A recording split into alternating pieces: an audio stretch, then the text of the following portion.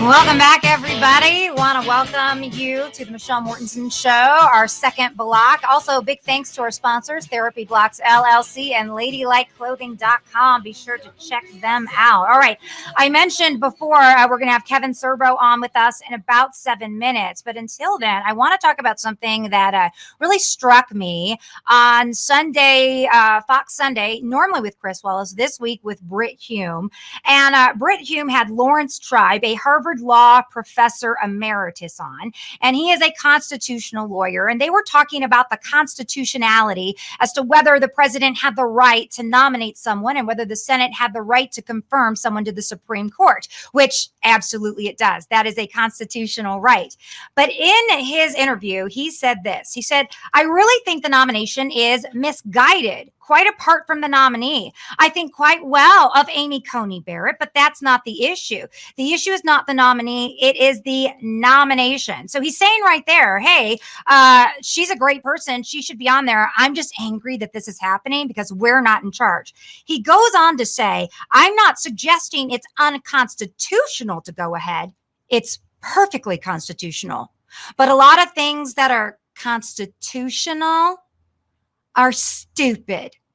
See, this is the biggest problem that we face right now.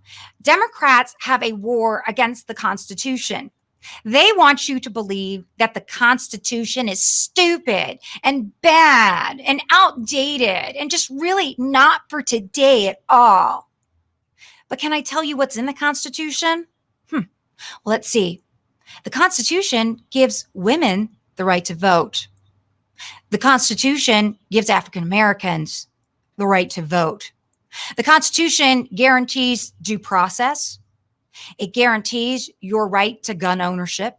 It gives you the freedom of the press, freedom of religion, freedom of speech, the freedom to assemble, the freedom to petition. I mean, this Constitution that they hate so much and they think it's just, so stupid, is kind of the bedrock of exactly who we are. And I think we need to start paying attention, John, to the fact that there is an all-out assault on the Constitution right now. He said there's a lot of stupid stuff in the Constitution. I mean, he literally said that. That's a direct quote. Doesn't sound very professorial, doesn't it? Stupid stuff. That's the best he could come up with. And, there's a lot of stupid stuff in the Democrat Party, too. That you can change. The Constitution, you can't change without an amendment. We have 20-something amendments last time I checked, and many of those amendments have done lots of great things. It allowed me to vote when I was 18 years old instead of 21, I think it was before, and it gave women the right to vote. If you don't like what's in the Constitution, there is a process in the Constitution for how to change it. You don't say it's stupid. If you want to change it, there is a majority process that has to be done by Congress, by the states, and then it goes into place as an amendment. That's how that works. But in this, what is it, Article 2 of the Constitution, the president absolutely has the right to nominate someone for the Supreme Court. And it doesn't say 7 kids is too many. It doesn't say you can't do it until after the election. It says it's your job to do it, Mr. President. So they don't want him to do his job because they aren't in power right now. And that's really what I want people to realize. This is all about a power grab.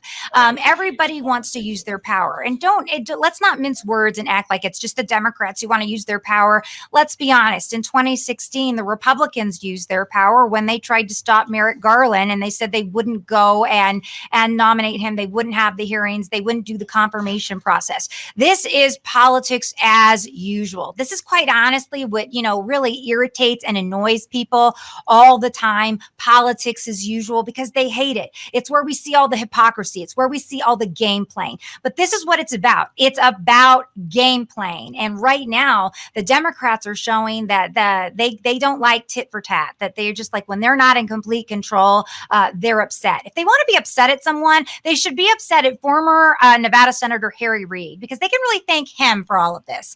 One of the things people need to realize is unintended consequences of the laws and the rule changes and the elections happen all the time. And one of the unintended consequences of the freaking failed leadership of Harry Reid is that they really aren't getting their way anymore. So they can just keep whining about it. But it really has nothing to do with Trump. It has nothing to do with Republicans. It has to do with them. They don't see the bigger picture. They're always looking at the now. When you take a look at let's look at the nuclear option, right? That was never on the table. But who put that in? It was the left. And then when it became accepted to do, they didn't want anybody else to use it except them. So instead of 60 votes, now you have a simple majority. And I think that's where we're going to go. And by the way, I want to happily say my guess was right on which person he would nominate for the Supreme Court. I made that guess, a week ago? You did. And I think she was always the front runner. I think everybody always kind of thought, it was going to be her. What I do think, though, is that should the president be reelected, and he will, and there are more seats that open up, I think you're going to see one of those other two women possibly being people he places on the Supreme Court as well. That's what's really amazing. He's already had 3 Supreme Court nominations. Who knows how many more we may see from him in the next 4 years. And this election, we often say, these are the most important elections of our lifetime. It gets thrown around a lot, and people are like, oh, why? How's it any different than the last one? But I think this is going to be a very important one because it could determine the courts. I mean, we have seen from the Democrats day after day that they want to do all that they can to stack the court. They want to do all that they can to end the filibuster. I mean, they are in it to win it and to destroy everything that we have set up. And that's what we're going to see more of them in the days and weeks to come, should they win that election. But I tell you, I don't think the Democrats are going to win. That's just my guess. You can take that for what it's worth, probably about 2 cents. But you know what's worth a lot more? I'll tell you what's worth a lot more. Kevin Sorbo. He is our special guest. For our viewers at home, you're not going to get to see him today. He's having a little bit of technical issues on his end, but you're going to be able to hear him. So let's welcome Kevin Sorbo right now. Kevin, thanks so much for joining us. Thank you. It's good to be here. I don't know. Our whole system went down the house here, and the tech guys can't get it till tomorrow. My phone's barely working, but everything in the computer is completely out. Isn't that always the way? When you have something scheduled, that's when the internet's going to crash, and we have to go with a plan B. But that's pretty typical, right? Yeah, I know. It's just been pretty bad for the last month, actually. But it really just, I don't know. It just went completely out last night. Absolutely. Well, Kevin, so many people know you from all of your great movies and your TV shows. When I was looking over it, you have just been in so many. You've been involved with Let There Be Light, God's Not Dead, Miracle of East Texas, Soul Surfer, One Nation Under God, of course, Hercules. You have had quite a career in Hollywood, which you should be commended on. It's such a success story to do well in a place like Hollywood, but you've also done it by being a vocal advocate for what you believe in as a conservative, as a Christian. How's that been? Well, thank God for independent movies, because over the last 10 years, Hollywood ain't calling. I really came out of that Christian conservative closet back in 2010 when I did my first really unabashedly faith-based film called What If? The same writers that did the movie God's Not Dead. I personally think it's a better movie than God's Not Dead, but PureFlix just didn't really do the best job of promoting that movie. So listeners out there haven't seen What If, I highly recommend it. I've done 64 movies, and that's in my top 5 list easily. But, it's weird. In an industry that screams for tolerance, they have zero tolerance. My agent, manager, after all the money they made on Hercules and Andromeda off me, they just said, well, we can't get any doors open because of your political standpoint. I'm going, are you kidding me? It's just really...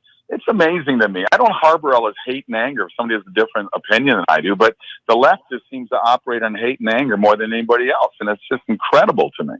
Now, I noticed on Twitter yesterday, you kind of responded to The Rock, Dwayne Johnson. He kind of came out and gave a glowing endorsement, if you will, to the Biden-Harris ticket. And I can't remember exactly what you tweeted, but something to the effect of, hey, I thought you were better than this. Have you just noticed that there's just a lot of demand and for people in Hollywood today to get on board, to be very vocal about this, and to bash those who aren't on the same team? I was actually shocked with him. I always thought he was certainly independent and leaning a little bit to the right. But once again, here's a guy worth probably $400-500 million that he can claim to be a socialist because he doesn't live like one. So he flies private planes. He's got beautiful homes. He's had an amazing, successful career. Look, I'm a fan of his, and I was blown away by that. When I look at the tickets for the Democrat Party, I'm going, is this really the best they can come up with? I mean, I'm at the point now I feel bad for Biden. I mean, this guy has definitely got Alzheimer's coming in. I mean, he's got problems going on with him right now, and it's sad to see. And then they bring in a woman as his vice president that even the Democrats during the Democrat primaries, only 3% liked her. So 97% of the Democrats out there had no interest in her, Harris, being on this ticket with him. It boggles my mind. But to have Dwayne come in there, I can only think they're paying him a boatload of money because the guy has not only I think between all of his social media, he's got well over 100 million people following him around the world. So he has a lot of power that way. And when he does his movies, the studios pay him on top of his regular salary, which is probably $30 million a movie, to also promote through social media, and they pay him more for that. So it just blows my mind. I don't get it. I sit here and just shake my head at the logic of it all. And when people say the last 4 years have been horrible, I go, what do you mean it's been horrible? What he's done for the country is unbelievable. You may not like him personally, but look at what he's done as the president. It's outstanding. It absolutely is. And there's always people who come at me and they go, well, I can't believe you're supporting him because of all the lies and the horrible things that the president has done. And I always ask them, well, why don't you tell me what lie he's said and what horrible thing he's done so we can debate that. And they always come back with some quip like, oh, well, if I have to list it out for you, this isn't even worth debating. And the problem is that they can't. Yeah. We have a president who's given us peace in the Middle East. I mean, who thought that was possible? And Nancy Pelosi describes that as a distraction. I mean, how is that not called out? I look at Obama, and are you kidding me what this guy did? This guy is certainly a socialist / Marxist. He was raised by a stepfather who was a communist and a Marxist, and that's the environment he was born and raised in. I don't want them to list all the wonderful things that he did. It'd be hard pressed. He did exactly what he wanted to do, and he sowed the seeds to get this country more divided, more angry, more frustrated, more disappointed. And Obama comes in after he leaves, and Trump comes in, makes black unemployment and Latino unemployment the lowest it's ever been. And if COVID hadn't happened, like apparently he's responsible for COVID, but if that hadn't happened, where would the stock market be? But look, the stock market's back now where it was 7 months ago. So that's even come back under Trump. So it's incredible. But you're right. The argument for them is always you're wrong. They say he's a racist. I go, give me examples. They don't have examples. They do not have it. Their talking points are just off just one line things. You're a racist. You're a homophobe. You're xenophobe. They have one just little labels they can throw people, but they have no proof to back it up.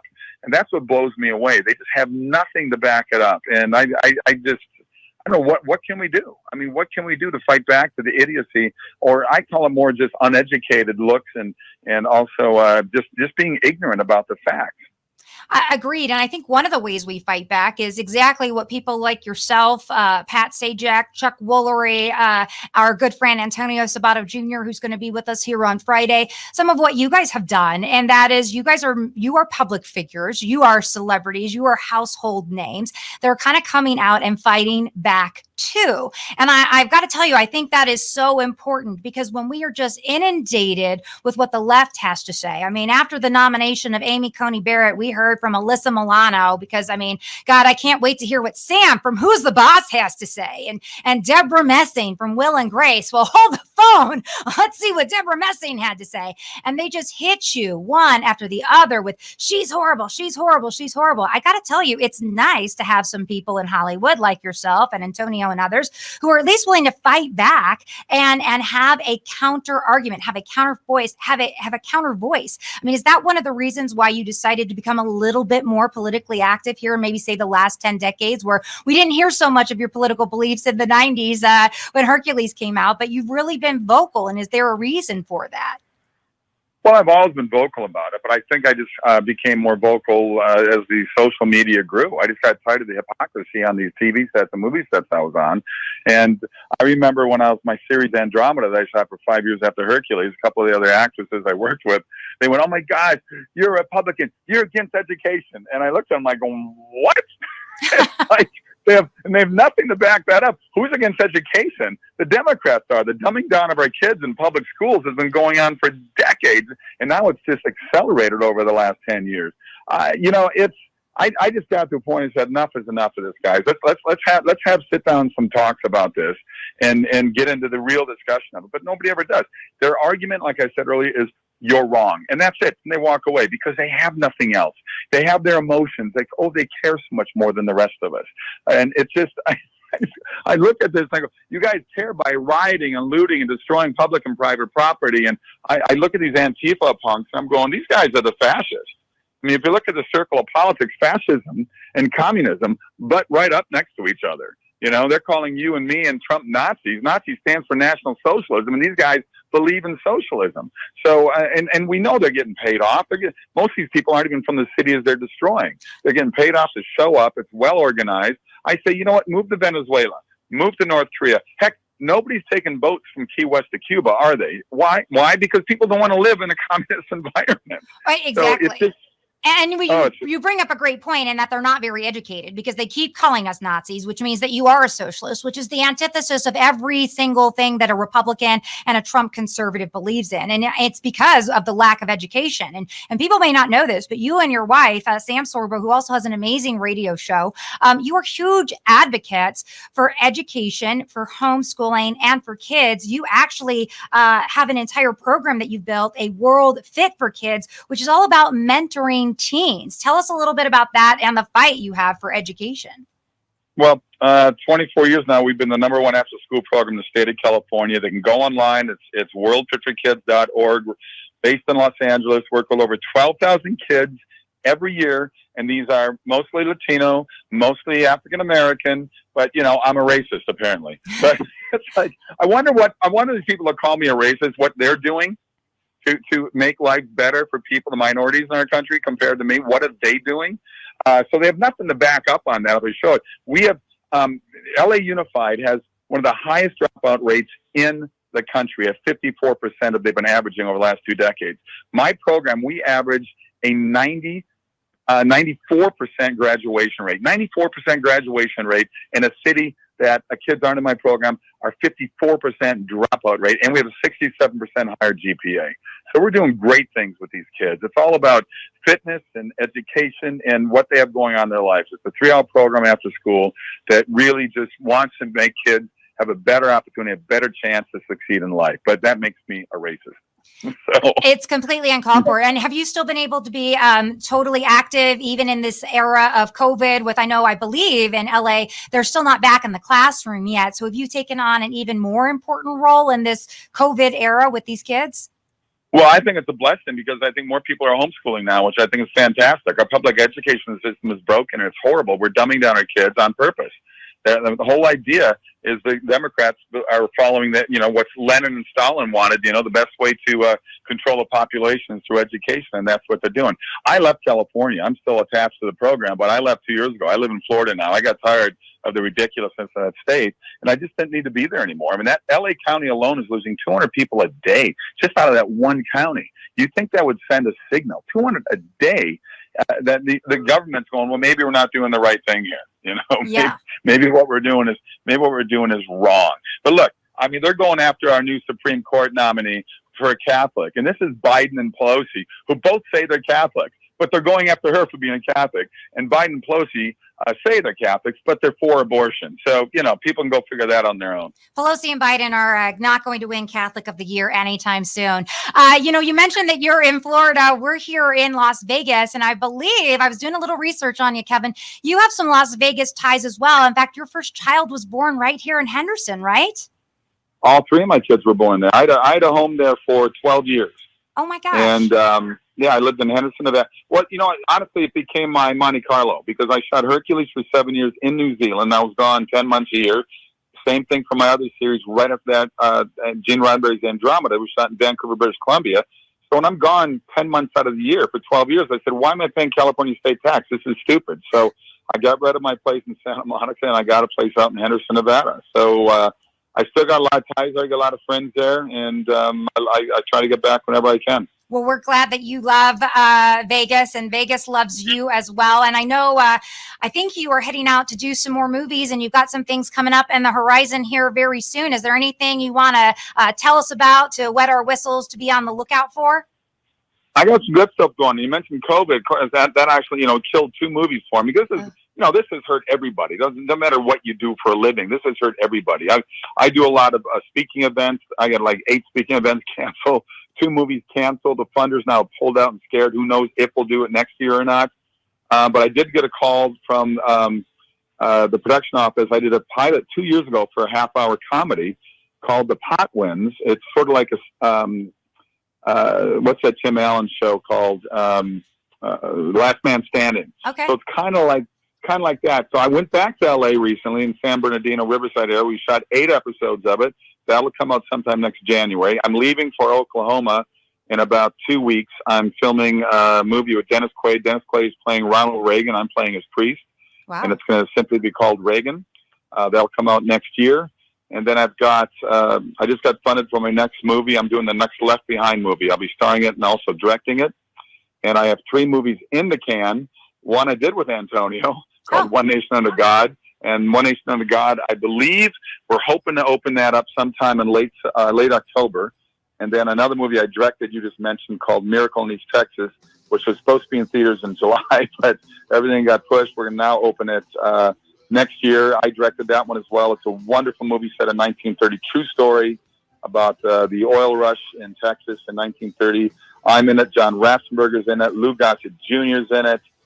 Tyler Maine's in it. It's just a wonderful cast, wonderful movie written by the great Dan Gordon, who wrote The Hurricane and White Earth and was a showrunner in The Highway to Heaven for Michael Landon. Awesome. Well, Kevin, we appreciate you being on with us. Hopefully you'll be able to stick around for an exclusive interview for our subscribers, but we've got to hit a hard break right now, so we will be back in about 2 minutes. Stay with us. More Michelle Mortensen Show to come.